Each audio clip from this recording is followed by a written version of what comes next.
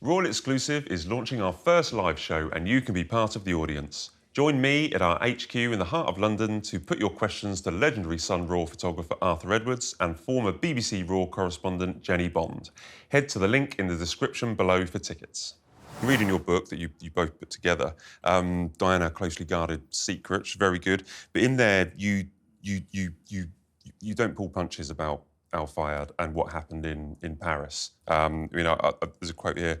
My department had care of her, Diana, for some 15 years. Mohamed Al-Fayed's team of bodyguard had charge of her security for 8 weeks, and then she died. I mean, he's not a man that all these horrendous things that have come out about him, he's not a man that you ever particularly liked or respected, particularly after the death of Diana. No, I think the most important point here is that what's come out recently in the wake of these allegations about Fayed and his, his pursuit of the staff, etc., was that the fear that he inherited in his staff and this controlling attitude. And for me, this is exactly what happened in Paris in 1997. Right. I mean, Fayed himself, was controlling this whole affair, this whole movement of Diana and his son Dodi from his office in Park Lane. Now, you can't control a protection operation when you're not in the country. And the point was that I have some sympathy here for people like Rhys-Jones and Wingfield and others in the security team, because they were fearful of actually saying what they think should happen if that in any way sort of went against what Fayed wanted or even what Dodi wanted.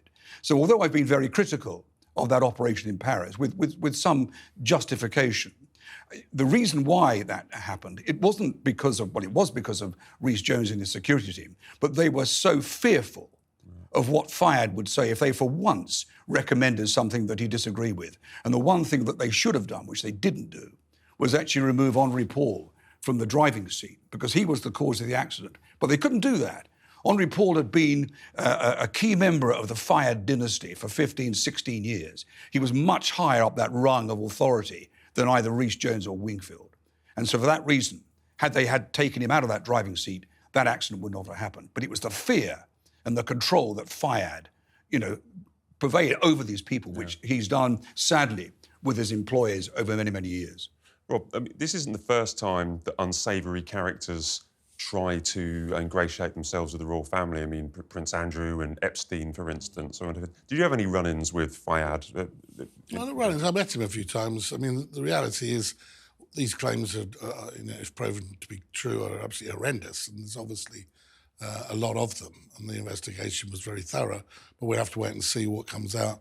I mean, whenever I met him, actually, he was fairly personable, quite funny, and I think we have to be careful in terms of a lot of these allegations, because of course they're made about a man that's dead, and it never surfaced properly until after his death.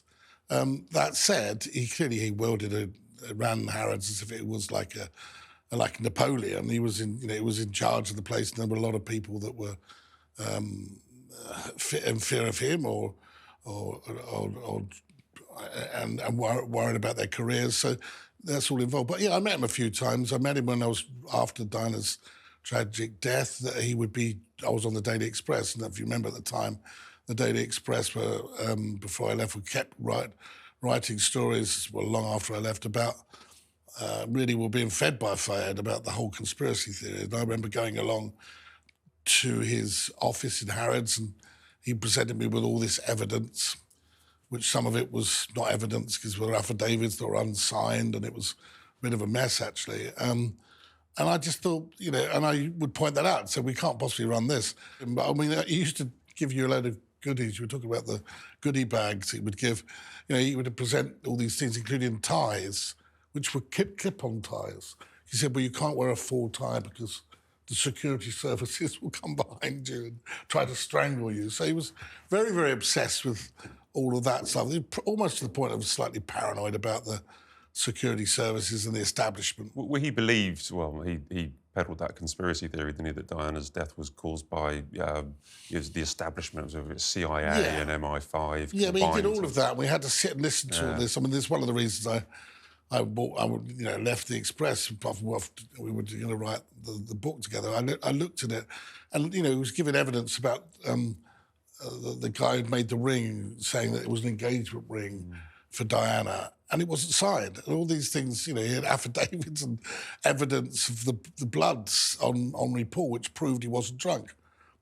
But it did, he was. And so there was an awful lot going on. But the one thing I would think is that at that time, he was grieving for his own son, and also think he must have had some advice that, given that Diana was being driven by one of his employees in a car that he owned, that he may well have been culpable in many ways for her death, and was trying his best to avoid that being thrown at him.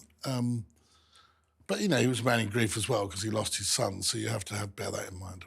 Yeah, but I think on that was that the death of his son, certainly, and the death of Diana and Henri Paul. I mean, that is regrettable. But the reason, in my view, that for his litany of crazy accusations, particularly against the late Duke of Edinburgh, of his involvement and those spurious allegations, was he was a man that actually began to realise, hang on, this is my fault. I got to dig myself out of this because, if I'm found in any way to be responsible for this, where does that put me? So you had this charade of nonsense that nobody, even you gave evidence, even the coroner, the coroner at the inquest said that this doesn't stand up. There is not one single shred of evidence to support any of these allegations. But they went on for 10 years or so. There were front pages. It was almost like the princess had not actually died. She was on the front page so often. I think after the inquest, he may have finally kind of given up the idea of these conspiracy theories. But let's see how that goes. But they were like, not only was there Lord Stevens' investigation, there was the investigation, and then there was Paris, and then eventually, I think that the inquest in London, which Ken gave evidence, was the thing that finally made him look. Yeah. Well, actually, in all honesty, it did give some culpability to the photographers that were chasing. So, therefore, it was different in that respect. Just moving on, when we introduced you, we said obviously you were protection officer famously for Princess Diana, but also for the boys, William and Harry. Harry's been in New York this week, alone again. Worth pointing out, he's